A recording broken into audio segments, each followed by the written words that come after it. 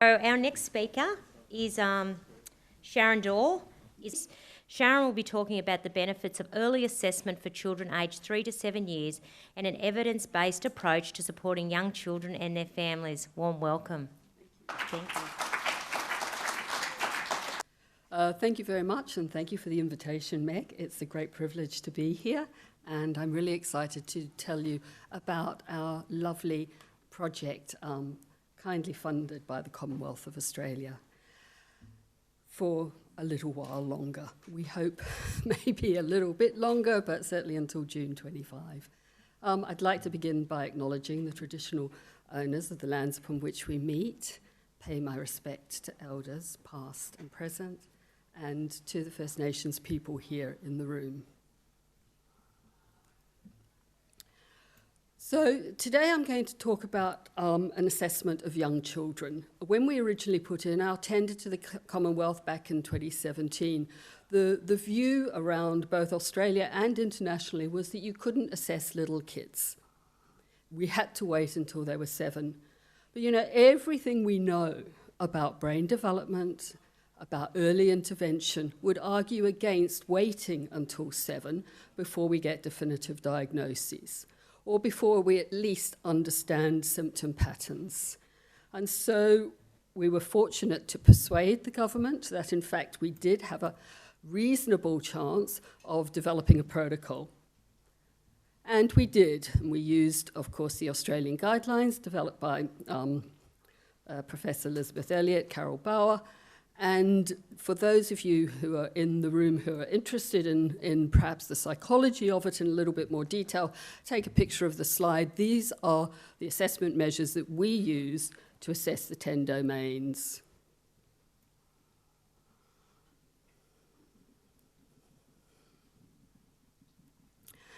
We've talked a lot about severe impairment already. Thank you, Vanessa, for your lovely description of how we go about thinking about those impairments using the wheel metaphor.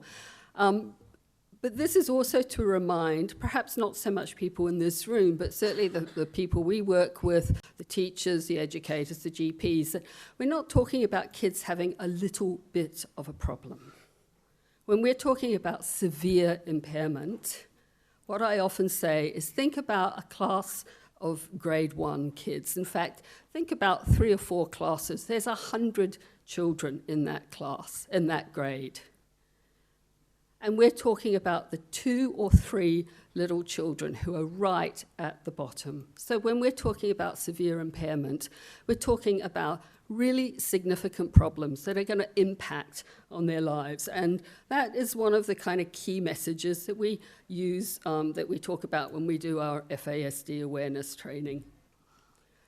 Of course, we all understand that there are sentinel facial features associated with FASD, and we also undertake assessment of those. And the university can have a little plug here. They've given us a beautifully outfitted child development clinic down there in Logan. So we have lovely rooms. We've been given a tiny budget, so I spent recklessly at Kmart and got those plastic plants and photographs on the wall. What you'll see 2 of our psychologists there. There's Joe, who's about 6'5" and perched behind that funny little table, and Laura. So we run a clinic. We assess kids every Tuesday, Wednesday, Thursday. We get referrals. Doug does our peds for us often, sends up children from their clinic, provides us with support and advice, and we undertake domains around neuropsychology, and we also have a occupational therapist at the moment, so we do motor development as well. To date, we've assessed a couple of 100 kids. It's been going really, really, really well, but sadly we have a wait list. And so like everybody else, we're getting to the point where there are children who are not being assessed at a really critical age. We also, of course, we dovetail with research functions, so we write papers and have PhD students and postdoctoral fellows associated with our project. And so if you were interested in having a closer look, this is a published paper that's open access. But here you've got the first 94 children we saw, and they're just some of the demographic features. And I guess really the pointy bit there, really under ethnicity, is the number of Aboriginal Torres Strait Islander children that we're seeing. And that's, pretty much close to 40, just over 40%. Most of our referrals come from child safety. It's a double-edged sword. There's an overrepresentation of Indigenous children in the child safety system. Those children get flagged. There's a whole reason why they get flagged with a range of behavioural problems, and often there's co-occurring prenatal alcohol exposure. But certainly it's not just a First Nations problem. As you'll see, the larger majority is with Caucasian white kids. Our kids have had really troubled lives. And, of course, not surprisingly, as our main referrer is the Department of Child Safety, there's been lots of disrupted care in these children's lives. Many of them have come into care beyond the first 12 months of life. And so let's have a little look at the kind of diagnoses that we see. We've assessed about 10% have FASD with 3 sentinel facial features, which actually is really reassuring, because that's pretty much what one would expect. About 10% of a group of people with FASD would have 3 sentinel facial features. So that was kind of an interesting and reassuring finding for us, that we were at least consistent with international evidence. I want to point to the at-risk of FASD. We're cautious.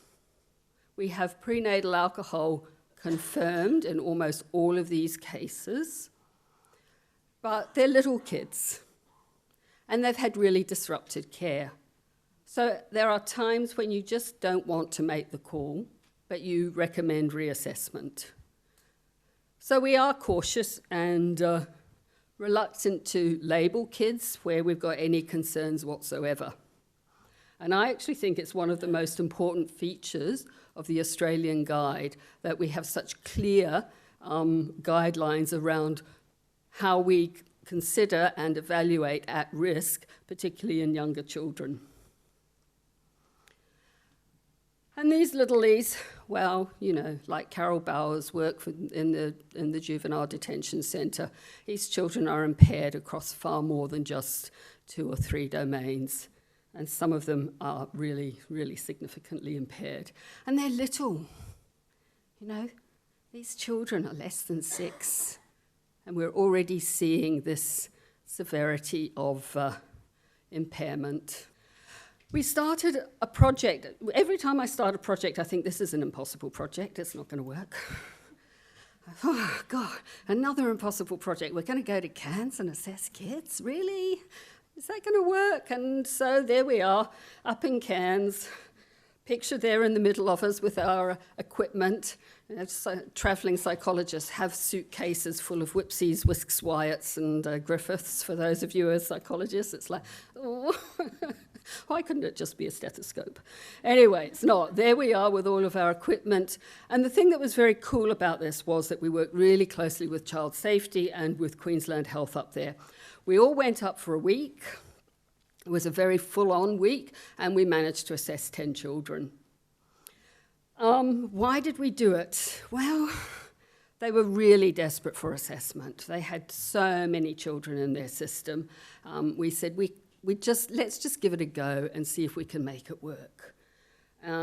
So we stayed in our lane. Our lane is 3 to 7. That's where our expertise is. And we work closely with the nurse navigators and Department of Child Safety up in Edmonton. And here's a quick look at the children that we assessed. For those less than 5, we got a fairly similar pattern, actually, to the pattern that we found down here in southeast Queensland. To put my glasses on to see what we found.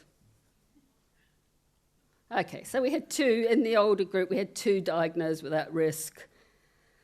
And in the older group, 1 child. So, we kept up with our slightly cautious approach here, making sure that we were very clear about what we're doing. We're going to do it again in October, but we're planning on trying to embed some of the skill set up there. So we're working with the nurse navigators. We're training them in some of the assessments. And there's a local paediatrician who's come over from WA, and she's going to be supporting us up there as well.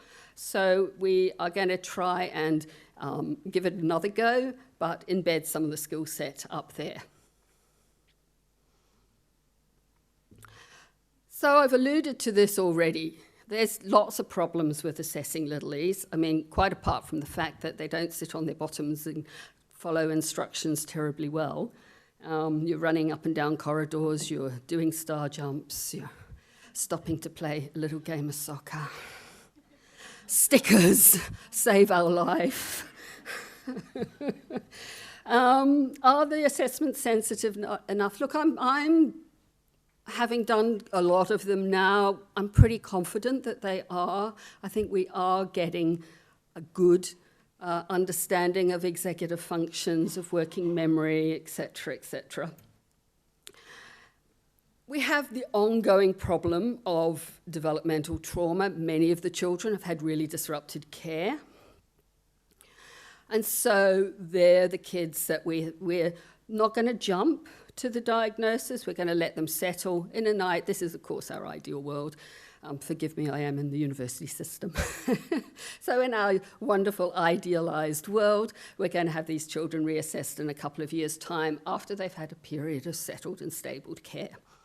And that way we'll be able to tease apart whether it truly is FASD, whether it's developmental trauma that's resolved, or whether we're going to continue with combination of both. And we're really, of course, very interested in a range of other research-related topics that impact on executive function, one of which is sleep.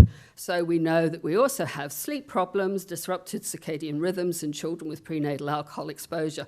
And so then it becomes a question of how much is it sleep? Because sleep really matters.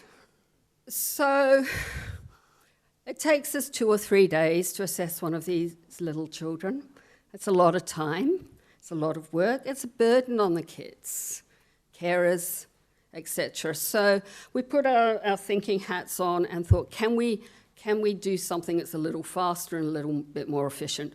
So for the last 18 months or so, we've been doing what we call our gold standard assessment of the 10 domains, and alongside that, poor kids, they're getting even more assessment, we're running a Griffiths developmental assessment. And Griffiths has nothing to do with my university, I hasten to add. It's a measure a bit like the Baileys. Some of you will be familiar with the Baileys. So it's a UK-based measure. Takes 2 to 3 hours with, several toilet breaks and stickers. But, you kind of get it done in 2 or 3 hours. So we're pretty excited about the concordance between this shorter assessment and some self-report measures that carers and teachers can complete compared to our very long, expensive and burdensome long assessment. We're still crunching the numbers and we're hoping to publish the paper early next year, but our concordance rates are very optimistic. So we might have cracked it, at least with the little e's. We might have a diagnostic process that can be scalable, because at the moment we don't have a scalable model, which is all great. So now we've got a diagnosis. Well, we write NDIS letters, but we wanted to push it a little bit further.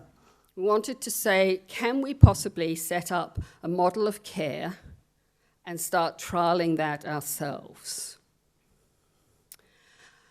And so, long-suffering PhD student Joe Betts, who you saw sitting big boy, little desk, undertook an enormous systematic review. And it was a Campbell review. You can download this. Endless numbers of meta-analyses, but unfortunately the bottom line was rather disappointing. At this point in time, we have no evidence to suggest that we can actually improve executive functions in children with FASD.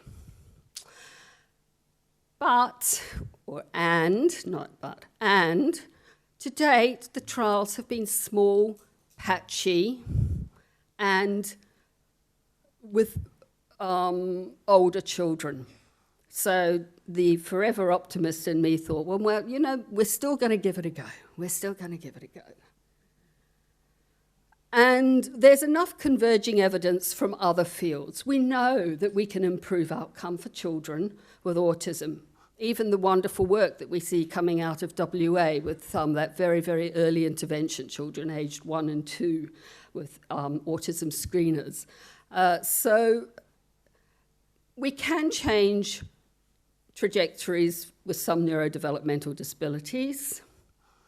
We can improve executive function through classroom-based interventions, and I've dabbled in that myself, got Phil Jones, one of my PhD students, to have a go at doing that with kids in disadvantaged schools, and that paper is also open access.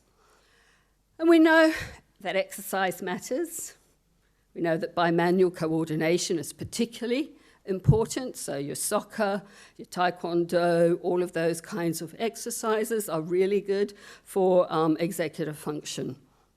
So we thought, let's adapt a program that we have had a lot of familiarity with and have trialled in a range of different populations, and so we thought that we would have a go at looking at our Parents Under Pressure program. And we thought that the Parents Under Pressure program would be an appropriate program to draw from because it was developed for families where there's lots of problems. Often engagement in child protection, often parental substance misuse. We've worked a lot with kinship carers and with foster carers with the program as well. And so we thought that we would draw on our own work around helping parents, in particular with self-regulation, that underpins a lot of the family challenges in the programs that we work in the populations that we work with, as well, of course, as emotional dysregulation and dysexecutive functioning in children with FASD and trauma, actually, both. So the overall aims of the PUP program is to help parents develop their own sense of self-efficacy, or carers, kinship carers, foster carers. You can do this, I can do this. I can be good enough for my kids. I can be great for my kids. And along the way, focusing on what it means to love and nurture and help your kids feel safe. So there's something really key about nurturance. And there is absolutely central to the PUP program is the importance of helping carers, parents understand and manage their own emotional state. We've done quite a few studies on the PUP program and have looked at various populations. There's one reference there, the recent UK study we did with Jane Barlow. That's also open access. So our first consideration is, well, do you just take an existing program or do you develop a whole new program? And this is a perennial problem in the parenting field. And we thought, we're going to take an existing program and we're going to look at the core principles that underpin the program and look at adaptation. And so the core principles, I'm just going to spend a minute. How much longer have I got? Oh, 5. Cool. Well, there we are. I'll spend 5 minutes more talking about the core principles of the PUP program. So it's is it a program or is it a conceptual framework? To be honest, I think if we had our time again, we wouldn't have called it a program. But conceptual framework does also seem to be a little bit of a mouthful. So I don't know where we would actually have gone. But here is the conceptual framework. We call it the integrated theoretical framework because it integrates a range of different theoretical models. And we always say in the PUP program that the ultimate goal is for the kids to be the best that they can be. So kids are center stage. And so for our little kids with FASD, we need to know about their FASD, but we also need to know about their challenges, but we also need to know about their areas of strength. So it's just as important to know that he's a really great runner in our little 5-year-old as it is to know that he has a diagnosis of FASD. So we start off by placing kids center stage and trying to work out what their profile looks like. And then at the next part of our conceptual framework, we're saying, who helps these children feel loved and safe? In other words, what is the emotional availability like in this child's life? And that is a really important focus. If we have failings in the parent or carer and child relationship, if it's become hostile, if there's a lot of dysregulation there, that has to be a target of the program. If we see it as a strength, then we build on it. We then move on and start thinking about the sort of routines, if you like, that are present in the home. And we think about the parenting or carer values and their expectations. What do you want for this little? What do you want him to be like when he's 15? And so really understanding the values gives you a sort of therapeutic in, if you like. And then really critically, we need to understand the parents' and carers' own capacity for emotion regulation, their connectedness. And connectedness is not just social support. We actually think of it as being something much bigger. It's about, and much more profound, really. It's about a connection to something that is greater than just you. And for some people, that is going to be, and for many, of course, for First Nations people, that's connection to country and community. I do a lot of work in the Republic of Ireland, and their connection to faith is really a central part of people's worlds. So needing to understand and give voice and support that connection.